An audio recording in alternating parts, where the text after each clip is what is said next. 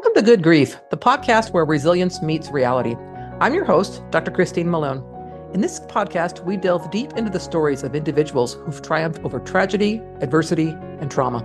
In every episode, we bring you raw and honest narratives from guests who faced life's most challenging moments head on. Through candid conversations, they share their journeys of resilience, shedding light on the strategies, mindset shifts, and support systems that empowered them to rise above their darkest hours.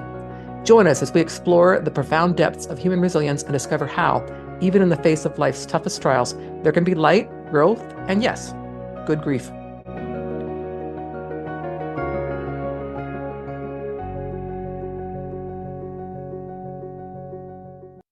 Hi, everyone. Thanks for joining me for this special holiday podcast. I don't have a guest today. It's just going to be me talking about grieving during the holiday season. So I want to start by just saying that holidays can be a very hard time. I know this personally for people who are grieving. Doesn't matter if the person or the thing that you're grieving happened a long time ago or happened recently. Those pockets of grief come up, especially around the holidays. So just a quick brief description from myself. So one of my first experiences with grief at the holidays was after my first husband committed suicide. Our kids were 4 and 2 years old. And the first Christmas that year was very difficult for me. If it hadn't been for my kids, I wouldn't have even decorated or celebrated it at all. But because I had a 2 and a 4-year-old, I thought it was best for them to try to make the holidays as normal as possible. So I did put up a Christmas tree, but I didn't want to decorate it. So my kids did. And that year, the Christmas tree was decorated on the bottom third only because they were so little. But again, I wanted to try to have some kind of normalcy in there. I've also found in subsequent events of grief that things change, right? So different traditions that I may have had from one part of my life would have changed when this grief episode happened. So for example, when my son Ian died, prior to that, we used to go out and cut a tree down. Or as a family, it was an event. After he died, I got an artificial tree because I just didn't want to do that same scenario again. I wanted to do something different, even if it was for a short time. So I'm going to get into that just in a bit here.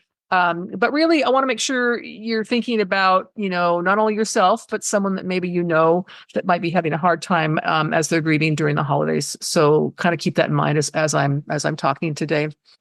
So why are holidays hard for those who are grieving? A number of reasons, traditions. It could be that maybe, dad always sat at the head of the table and now this is our first Christmas dinner or our 10th Christmas dinner where that chair is not filled by dad. So it can be things like that. Our society in general expects everybody to be joyous and festive during the holiday season. It's kind of, the movies you see, the TV shows, whatever, that's always the case. So you kind of have that societal pressure to be happy over the holidays.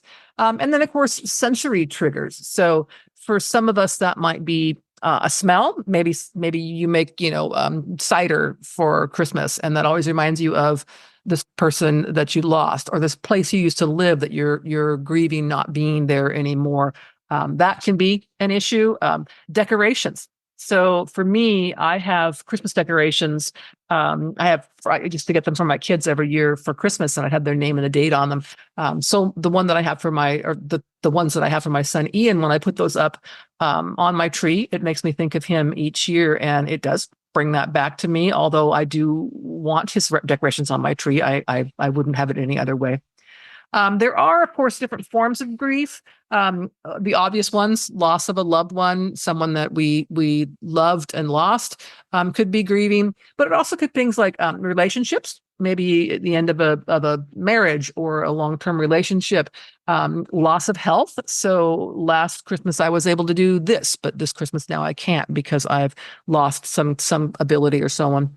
Or even traditions. So maybe the family dynamic has changed, and so traditions have changed, and that could be something that one grieves. So one of the most important parts when it comes to acknowledging grief at the holiday time is to give yourself permission to grieve. It's completely okay to not be joyous and festive every moment of the day.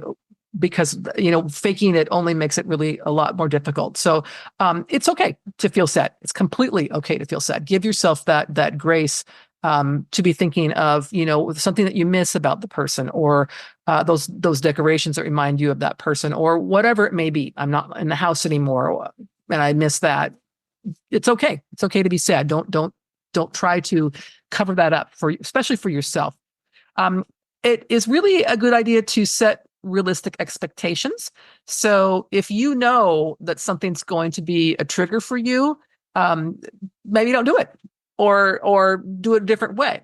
If you know that something could be a problem for a family member or a friend or a coworker, be aware of that. That's part of how you can help others who are grieving, is to acknowledge that this might be tough, and it's okay. It's okay for you to talk about it. Other things would be, aside from expectations, holiday parties. Maybe you don't want to go. Maybe you don't feel like that work party or whatever. We shouldn't feel obligated to go to events like that. If that's something you think, I'm just not feeling festive and therefore I don't want to go to that party, decline. It's okay to decline and say, I don't think I can do that. Changing traditions would be another one where, again, my family, we had the tradition of going out and cutting down our tree as a family. But once my son died, I just wasn't feeling it anymore. So I needed to do an artificial tree, which I did do for several years. You want to allow space for grief. So that could be just sitting and reflecting on it. Maybe if you journal, you might do that. Talking to other people. I am a big advocate for telling people, talk to me about what it is that you're grieving. And maybe it's because of who I am and what I've been through. But I also think it's important to find someone that you can talk to. So if you want to talk about something that's causing you grief during the holiday season, by all means, a close person that you feel safe with, whether that's family, friend, or whatever, or a professional, if that's what you're needing. Please take care of yourself and give yourself time to reflect on what it is that you are grieving during this time. Some tips for handling grief during the holidays: creating new traditions. So maybe it would be you're going to light a candle for the person that you're grieving. Maybe you're going to make a donation in their name to whatever it was that they were involved in. Maybe it is they had a favorite dish that you could cook, and it reminds the family of, Grandpa always liked this dish and I made it in his honor, and we can all think and talk about him at our holiday dinner. So that can be helpful. Other things I want to make sure I share is making sure that you set boundaries. So be honest with yourself for what you can and can't do. And I don't mean as in ability, I mean as in for your own self-care. So if going to 5 holiday parties is too much for you, it's too much for you. That you have the right to say, it's too much for me. And without explanation and without feeling any guilt or apologies needed, and so on. Reaching out. So not isolating, and definitely not staying to yourself if you want to be with other people. Some of us, and I'm an introvert, find great solace in being alone. I know that when I need to recharge, being alone is the best way that I do that as an introvert. However, different things work for different people. So be aware of and think about what it is that you want to do. I want to surround myself with people. I don't want to surround myself with people. Whatever it may be, just be thinking of that. Self-care. So rest, eating foods that are good for you, and engaging in activities that bring comfort. Going along with that, watching out for unhealthy things like overeating or self-medicating with alcohol, anything along those lines. So just really be aware of what self-care means for you. If that's going for a walk, getting a massage, whatever it might be, you need to prioritize your own needs and be sure that you're taking care of yourself. Triggers can be an issue. So you probably want to, if possible, avoid some of those triggers. So if for example, in my case with cutting the tree down, if I had gone with my family to cut the tree down, especially that first year when my son died, it probably would have been not a happy experience for me. It would have reminded me of the fact that I didn't have my son anymore, and it would have been a problem. So that would have been a trigger for me. So that might be the case. It could be the family event in and of itself is a trigger, but you feel like you have to go, or if you have kids, so you need to have the party, whatever it might be. Great. So maybe find yourself a support buddy, maybe a family member or a friend who's with you during that event that you can say, I might become a little overwhelmed. And if you could just be watching out for me or notice me or talk to me, whatever it might be, so that you don't feel alone in that moment. Ways you can honor a loved one that you've lost, a memory book, scrapbook. I've even heard of people who write letters or in a journal or something to share stories. I know for a lot of us who are grieving someone we've lost, we actually do like to talk about them. And I often say that, talking about someone I've lost, you may see a memory fall down my cheek in tear form. And that's how I phrase that.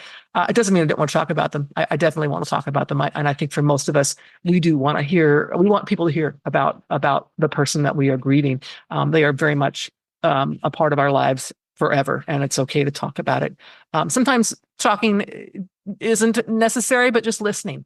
So if you've got someone in your life who is grieving, there are wrong things to say, but there really isn't, a way to fix them. They're grieving. You can't take that away, right? So what you can do is support them, listen to them. So again, you aren't going to fix it. None of us have that magic wand. I wish we did, but we don't. So because of that, you can just listen to them. I know for me personally, I like to ask people about the person they lost, because I know for myself that I like to talk about them. But if that's not comfortable for you, that's fine. Just, hey, is there anything you want to talk about? I'd like to hear whatever it might be you can offer for that. One big thing, especially for someone who is grieving maybe very fresh grief. I just lost this person this year, my first Christmas without dad, whatever it might be, is to think of practical things. So offering that person assistance. Maybe you come over and clean their house for them, or you say, I'm going to go shopping for you. What do you want me to pick up? Or you cook a meal, whatever that might look like. So be aware that those practical things are extremely helpful for people who are grieving, because those things have to get done, and, to take the burden off of the person who's grieving and saying, you don't have to do that. I've got that for you. Not only does it help the person that's grieving, it helps you feel like you're doing something useful to help the person who's grieving. I want to stress, and I do this a lot in my life, to make sure that people know things that you should avoid saying. Please don't ever tell people that the person they've lost is in a better place. I mean, if you believe that, that's great. But the person that you're talking to, even if they believe it, still, I lost that person, and I'm selfish. I don't wish they were in that place. I still want them here with me. It's part of what comes up in their mind. So be very careful with that. If you've ever heard of Brene Brown, I highly recommend you watch her video. It's very short, on the difference between sympathy and empathy. One of the things that she stresses is that you should not start a sentence with, well, at least you X. So, for example, in my case, I remember when my first husband died, I was 30, and I had people at the funeral that would say to me, well, at least you're young, so you can, find a new partner. And I thought, why would you say this to me at this funeral where I'm definitely not thinking about finding a new partner? Worse was when my son died. He was 4.5. And I had people say to me, at least you have other children, as if losing my son was like losing a pair of shoes. It's the most stupidest thing I could think of to say to someone. So I know people mean well. I do. I know they do. But sometimes when you say that kind of stuff, it is just, not only can it make it worse, it's just comes across as, empty words. So nothing you say is going to make it fixed. So don't try to do that. You can just, again, talk about it. Be aware that grief does not have a timeline. And again, those pockets of grief will come back for people over the years, maybe for the rest of their life, for whatever the person or thing is that they've lost. And that's okay. We all grieve in our own ways, in our own timeline. A person isn't stuck in grieving because they want to talk about the person they lost during the year. That's not a problem for them. I mean, if they need professional help, that's on them, but it's not for us to judge and say, I don't know why she's still talking about so-and-so. They died 25 years ago. So be aware of that. Not everybody grieves on the same timeline. Things that you can also think about would be maybe reframing the holidays. So what does that look like? You can focus on what you still have, right? So it's like, not in the whole, I've still got other children, so I don't miss the one who's gone, but focus on, spending time with them, whatever that may look like. To just maybe come up with new traditions that maybe feel good for you, and or maybe a new tradition that honors the person that you've lost is completely okay as well.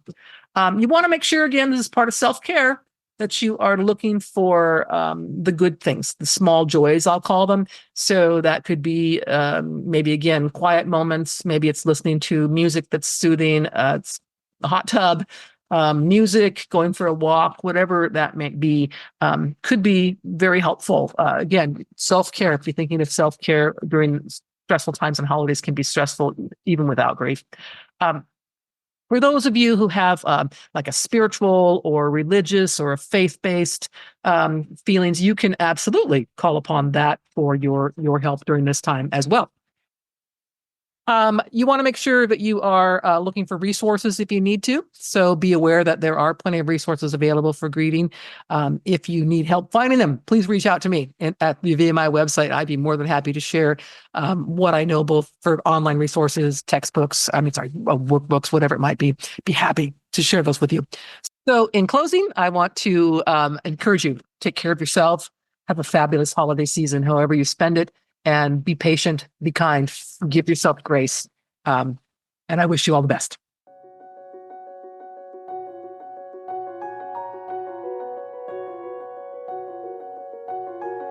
Thank you for joining us for this episode of Good Grief. We hope that the stories shared today have inspired and empowered you on your own journey of resilience. If you want to dive deeper into the themes of trauma, tragedy, and survival, be sure to check out my memoir, The Day I Became the Spider Killer, a memoir of trauma, tragedy, and survival. In this book, I shared my own raw and honest experiences, offering insights and strategies for overcoming life's toughest challenges. You can purchase the book on Amazon, Barnes & Noble, or listen to it on Audible. Your support helps us continue to bring these powerful stories to light and spread a message of hope and resilience. Stay tuned for more incredible stories on our next episode. Until then, remember, even in the face of life's toughest trials, there can be light, growth, and good grief.